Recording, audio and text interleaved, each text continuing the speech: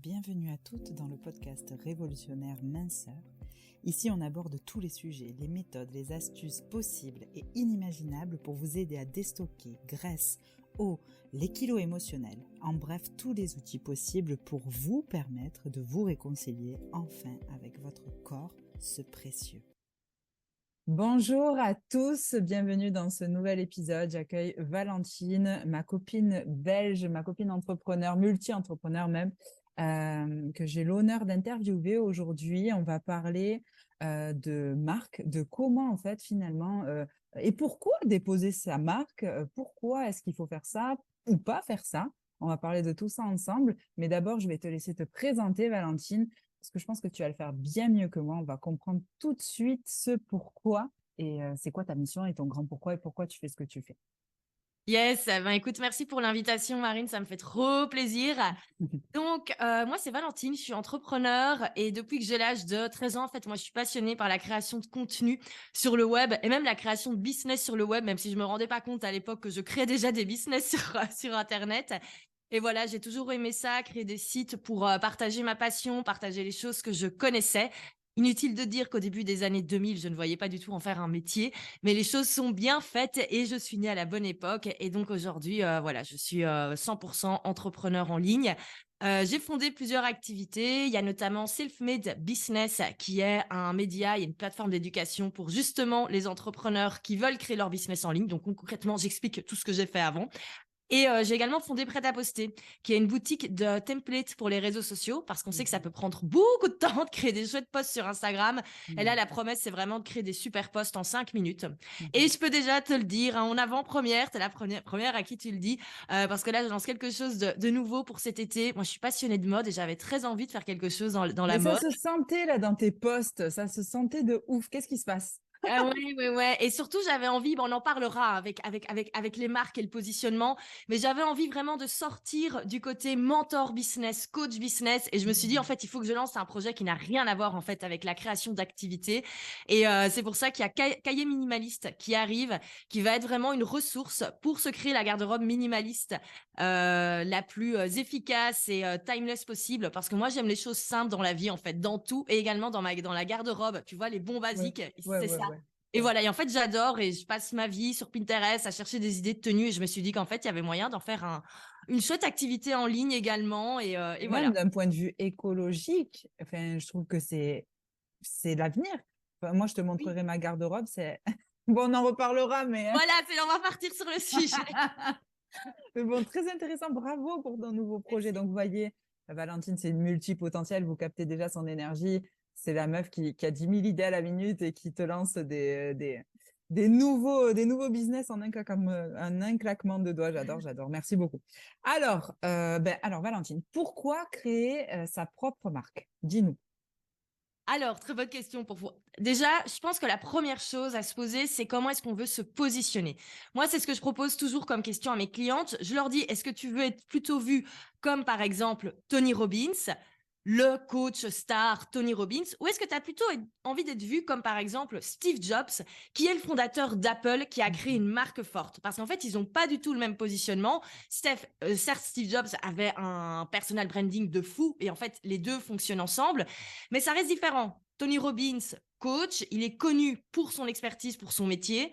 Steve Jobs, c'est l'entrepreneur qui a créé une marque forte. Comment est-ce qu'on veut se situer? Et en fait, comment est-ce que moi, je suis arrivée à avoir vraiment ces réflexions-là?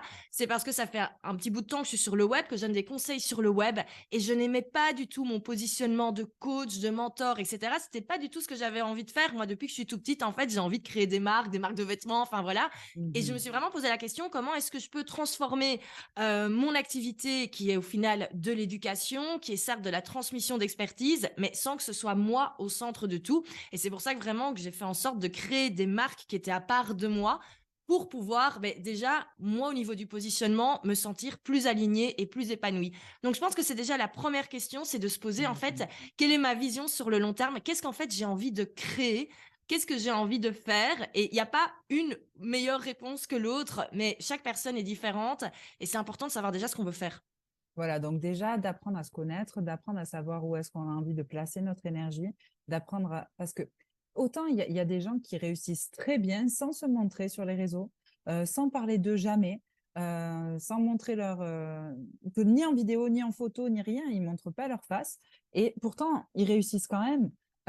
Et autant, il y en a, ils ne marchent que parce qu'il y a ce fameux personal branding où, avec ce storytelling qui est là et où on parle de nous et où on parle de notre histoire et les gens accrochent par rapport à qui on est. Donc oui, déjà, posez-vous la question. C'est super qu'on puisse vraiment mettre le doigt là-dessus tout de suite.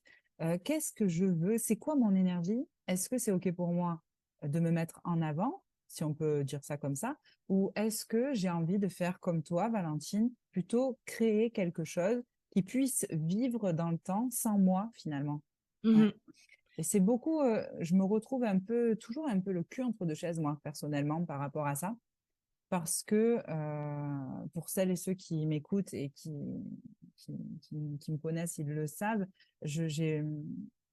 en fait, je me suis faite avec le bouche à oreille. Et oui, les gens, ils viennent parce que c'est moi, tu vois. Mais c'est vrai que là, Goddess Révolution, finalement, ça prend une ampleur internationale.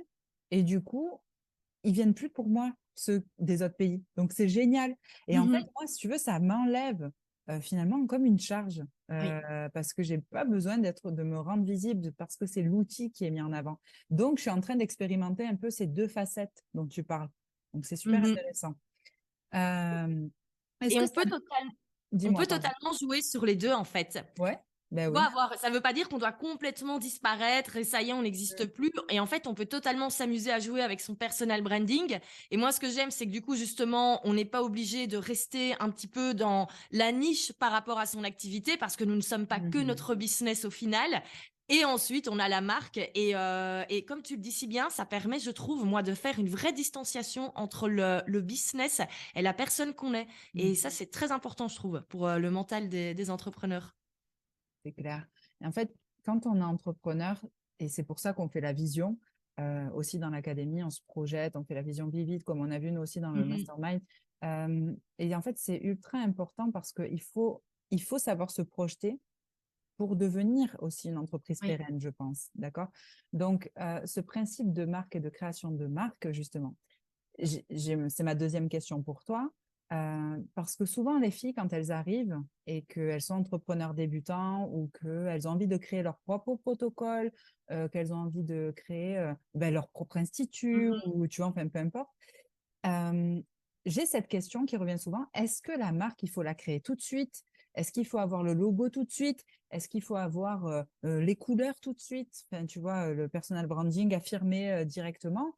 Ou est-ce que c'est grave si on l'a un peu plus tard? Toi, t'en penses quoi? Alors, je pense que c'est important de savoir dès le début vers où on veut aller par rapport justement au positionnement marque. Où est-ce que c'est notre nom qu'on va mettre en avant? Ça, c'est Mhm. vraiment le plus important parce qu'en fait, il y a beaucoup de personnes qui se lancent en mettant en avant leur personal branding dans tous les secteurs et après, on se retrouve coincé parce que justement, ah oui, mais les gens, ils me veulent moi uniquement. Donc, vraiment, prendre le temps de se poser la question. Ensuite, honnêtement, moi, je passerai un peu de temps à réfléchir au logo, etc., sachant que ça peut évoluer. Moi, ce que je déconseille, c'est de changer le nom, parce que ça, c'est vraiment ennuyeux au niveau du référencement, au niveau des comptes Instagram, etc. Mais honnêtement, faire évoluer le logo, faire évoluer la charte graphique, sur le long terme, tous les business le font. Oui. Et en fait, maintenant, on a plein de ressources pour le faire soi-même. Mon conseil, en fait, ce serait d'y passer une journée maximum. On regarde un petit peu sur Pinterest, les logos. Il y a plein de templates de logos, même gratuits sur Canva. Certes, on va pas gagner le prix d'une design avec ça, mais c'est pas grave. C'est pas notre job. Comme ça, Mhm. on a quand même quelque chose qui tient la route. C'est également, je trouve, plus facile d'avoir quand même sa palette de couleurs, etc. pour après communiquer, avoir quand même une certaine unité. Et dans 1 an et demi, 2 ans, si on le souhaite, on peut mettre le budget pour alors engager une agence de com ou une graphiste qui fera le travail très bien. Et là, on fait un rebranding, c'est l'occasion de communiquer. Donc, commencer d'abord soi-même avec ses moyens. Et Mhm. ensuite, on peut complètement faire évoluer les choses sur le long terme. Donc, imaginons même que c'est une nana, elle démarre à domicile. Tu vois, je prends vraiment le Oui. profil type d'une de mes clientes. Elle démarre à domicile pour faire des massages à domicile. Elle se déplace chez les gens. Ils la connaissent parce qu'elle s'appelle Marine Cailleul, par exemple, d'accord? Oui. Ils connaissent juste son nom. Et puis, un jour, 2 ans plus tard, comme tu disais, c'est mettre en place un système de communication pour annoncer la marque, en fait, et la création d'une marque. Parce que finalement, si un jour j'ouvre mon institut, ben, il ne s'appellera sûrement pas Marine Cailleul. Tu Mhm. vois. Donc, je sais pas, moi, j'invente un nom de marque, Goddess Révolution, et j'invente je crée mon institut Goddess Révolution. Et là, je mets toute une méthode de communication en place parce que c'est important. On l'a vu d'ailleurs avec Romain Collignon qui a fait son changement aussi là récemment de marque, de passage, en tout cas, de Romain Collignon en son propre nom, il a transformé en Square D. C'était ça? Oui, Squared, ouais. Ouais, voilà, c'est ça. Et, euh, et il en a fait tout un événement. Mhm. Et pour attirer du monde, pour qu'on parle de lui et pour que les gens ancrent bien, en fait, finalement, ce changement-là aussi. Donc, pensez bien à ça. Si jamais vous voulez devenir ou changer, voilà, ou imposer votre marque, à cette stratégie finalement de lancement aussi qui est ultra importante pour qu'on entende bien parler de vous. Quels sont les avantages et les inconvénients de créer sa propre marque selon toi? Yes. Alors les avantages, il y en a plein, plein, plein, plein, plein. Déjà, comme je le disais, moi je trouve qu'il y a quand même ce côté bien-être au niveau du positionnement. Et en fait, en général, c'est quand même très valorisant de se dire qu'on a créé quelque chose, qu'on a créé une marque à part de soi-même. Enfin, moi, c'est également le feedback que je reçois de pas mal de clients qui disent, je me sens enfin entrepreneur en fait, même si j'étais à mon compte depuis des années. Là, j'ai vraiment un truc que j'ai créé. Je peux vraiment dire, regarde, ça c'est moi qui l'ai créé. Et je trouve que c'est quand même bien aussi de créer des choses dont on est fier. Alors au niveau un petit peu plus pratico-pratique, le fait d'avoir une marque, en fait, ça permet sur le long terme de déléguer plus facilement. Encore une fois, si on a une vision sur le long terme, une belle vision avec de l'ambition, etc., et qu'on veut par exemple lancer un institut, ben, c'est clair qu'on ne pourra pas être constamment au téléphone en train de prendre les rendez-vous et avoir 3 massages en même temps. Si on est uniquement sur notre nom, les gens vont s'attendre à ce que ce soit nous qui répondions au téléphone, que ce soit nous qui répondons aux emails, etc. Tandis que quand tu as une marque, c'est beaucoup plus facile en fait de déléguer. Si toi, tu appelles le call center d'une marque parce que tu as un problème avec une commande, tu te doutes bien que c'est pas le fondateur qui va répondre. C'est exactement pareil. Donc, ça permet sur le long terme également de, au final, rester sur sa zone de génie, faire exactement ce qu'on aime. Parce que je suppose que les professionnels du bien-être, elles préfèrent en fait s'occuper de leurs clients que de faire de la paperasse. Donc, ça permet de faire ça plus facilement. Alors, sur le long terme, en fait, c'est plus facile pour communiquer. Souvent, on pense que c'est beaucoup plus compliqué et on se dit même, ah ouais, mais si je dois avoir un compte à mon nom et en plus avoir le compte de la marque. En fait, non, c'est la communication de marque, elle est très simple parce qu'on n'est pas forcément justement obligé de se mettre en avant. On ne doit pas forcément faire des reels où c'est nous, etc. Donc, c'est beaucoup plus simple à déléguer également. Et puis, ça, on n'y pense pas forcément, mais je trouve que c'est sympa de l'avoir en tête. C'est que si un jour, notre activité, on a envie de l'arrêter pour n'importe quelle autre raison, ou tout simplement, ben, un jour, on part à la retraite, ben, c'est beaucoup plus facile de revendre une marque que de revendre quelque chose qui est sur notre propre nom. Et je pense que c'est quand même important également d'y penser au niveau économique, au niveau patrimoine sur le long terme. Hein. Ça ne veut pas dire qu'on doit avoir une multinationale avec 150 instituts dans toute la France, mais une marque forte, ça a de la valeur et ça aura toujours de la valeur. Donc ça également, je trouve que c'est des avantages sur le long terme qui sont hyper importants. Ah ouais, non, mais ça, c'est clair. C'est clair. Et en fait, le jour où je t'ai entendu dire ça, que ça m'avait fait un déclic. Parce que j'avais jamais trop pensé. Parce que quand tu évolues en tant qu'entrepreneur, tu sais, tu as un peu la tête dans le guidon. Tu penses Mhm. à ta manière de faire, à comment tu peux réussir, à comment est-ce que tu peux t'épanouir aussi dans ton métier, parce qu'il faut toujours que ça reste un métier de cœur et plaisir. À partir du moment où ça devient plus trop ça, il vaut mieux faire se remettre un peu en question. Et un jour, tu avais dit un truc du genre, voilà, moi, en fait, je veux que ce soit ma marque qui soit connue et pas moi, Valentine. Mhm.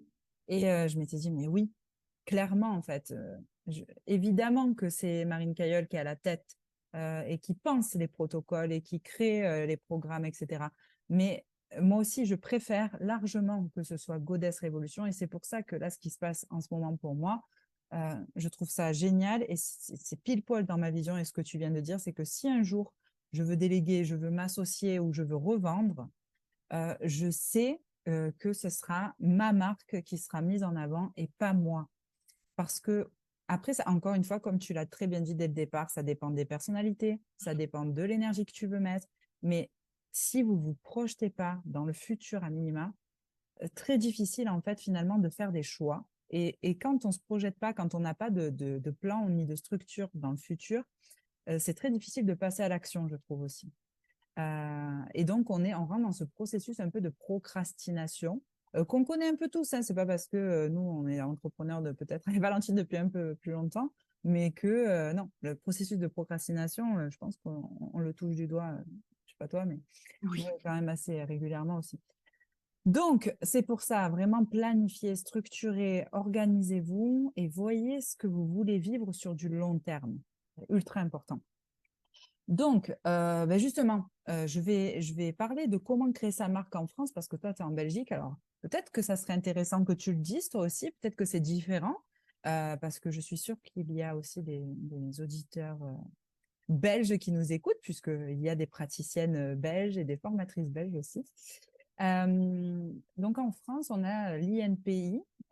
C'est une société, enfin, c'est un site internet et surtout ne vous faites pas avoir. C'est vraiment linpi.com, hein, il me semble, de toute Mhm. façon. Et vous tapez là-dedans et normalement, le dépôt d'une marque, ça aussi, ne vous faites pas avoir, faites attention. Ça coûte dans les 180-190 euros s'il n'y a pas d'extension à cette marque qui est prévue. Extension, ça veut dire quoi? Ça veut dire si vous voulez que, moi en tout cas, j'ai déposé des marques françaises, que ce soit Belly Révolution, Brain Révolution, Curve Révolution, etc. C'est des marques françaises que j'ai déposées avec des extensions dans les dom-tom, donc c'est-à-dire dans les îles françaises, et c'est tout. Et là, on est en train, avec mon avocate, justement, de voir pour déposer ça d'un point de vue international parce qu'il y a une expansion qui est en cours. Donc, voilà. Mais très, très souvent, on tombe sur des sites un peu frauduleux, c'est-à-dire qui veulent vous faire les dépôts à votre place. Donc, faites attention à ça. Moi, c'est le conseil que j'aimerais vous donner. Et c'est important quand vous sentez que d'un point de vue identitaire, comme tu viens de le dire, Valentine, vous êtes en train de vous affirmer. Et oui, ça procure beaucoup de fierté en tant qu'entrepreneur que de créer en fait son propre nom et sa propre marque. Dès que vous sentez que c'est le moment, il y a aussi des bases en fait qui référencent toutes les marques sur l'INPI et vous pouvez justement chercher, voir si votre marque se rapproche ou pas d'une marque déjà existante. Parce que si en fait vous déposez quelque chose sans avoir vérifié, vous pouvez payer votre dossier pour rien. Ils peuvent vous Mhm. refuser la marque et ne pas vous rembourser, hein, parce que ça, c'est de votre responsabilité en fait de regarder si c'était déjà une marque existante. Petit conseil que je donne aussi, chose que on n'avait pas fait attention et c'est pour ça aussi que j'ai changé de marque. Je suis passée de Vénus Révolution à Goddess Révolution. C'est qu'à l'époque, Vénus Révolution, le nom de domaine était pris. Et en fait, pour tout ce qui va être site internet, non, c'est pas que pour ça que j'ai changé de marque. C'est parce que je m'étais associée et que ça l'avait pas du tout fait, surtout. Voilà. Mais on s'était rendu compte, en fait, j'avais dû payer un bras le nom de domaine au lieu de payer 15 balles.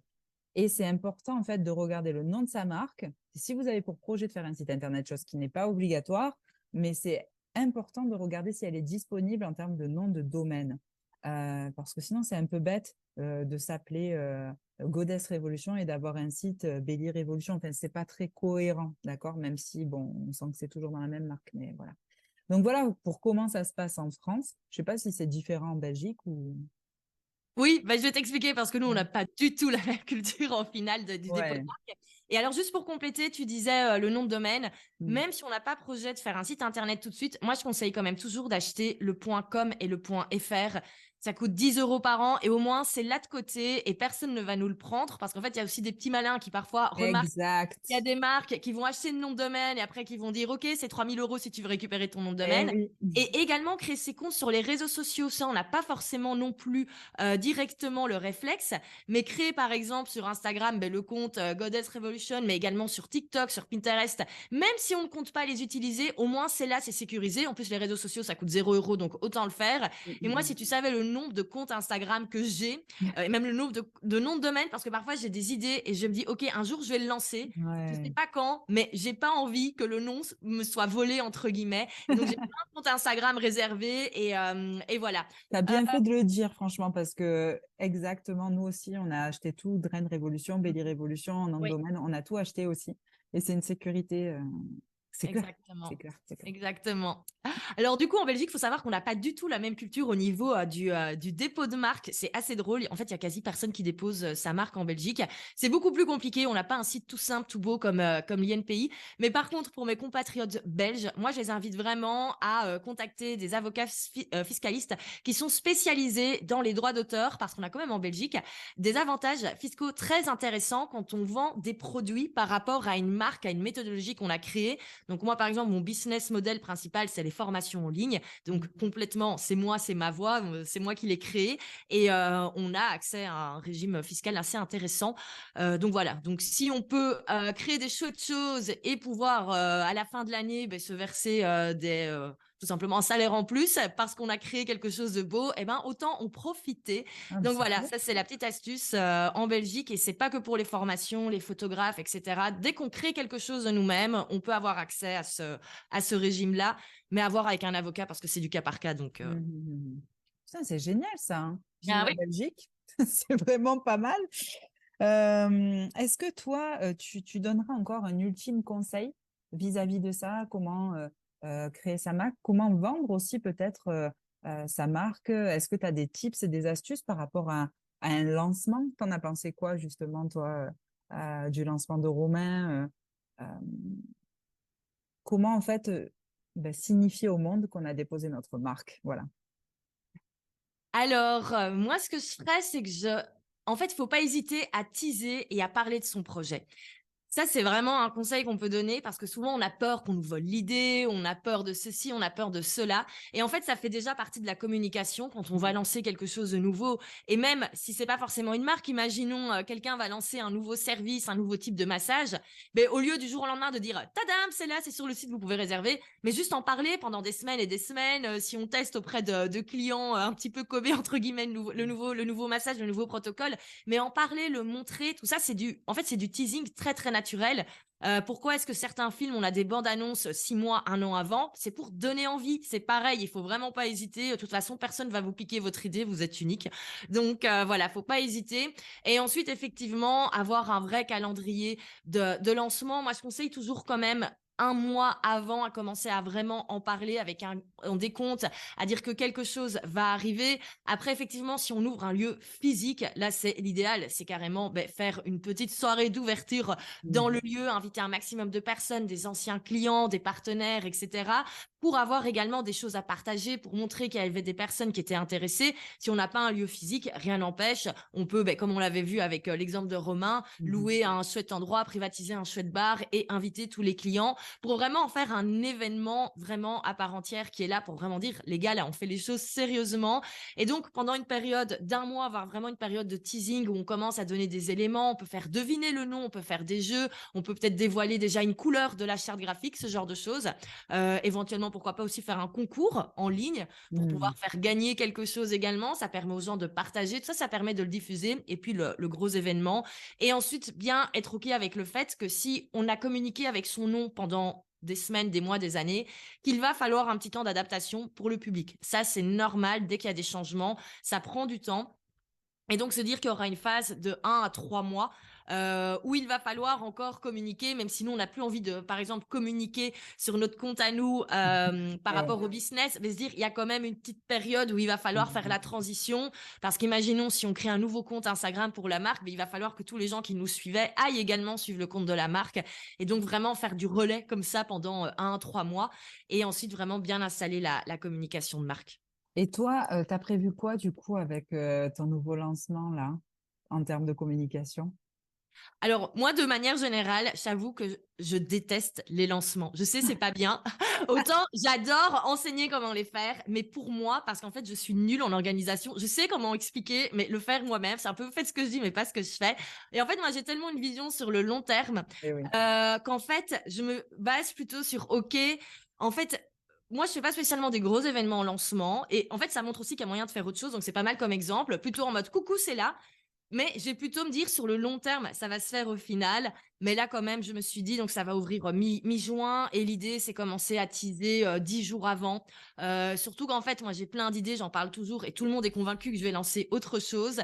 Donc voilà, un petit peu teaser. Et ça va me permettre également de repartager d'autres sujets.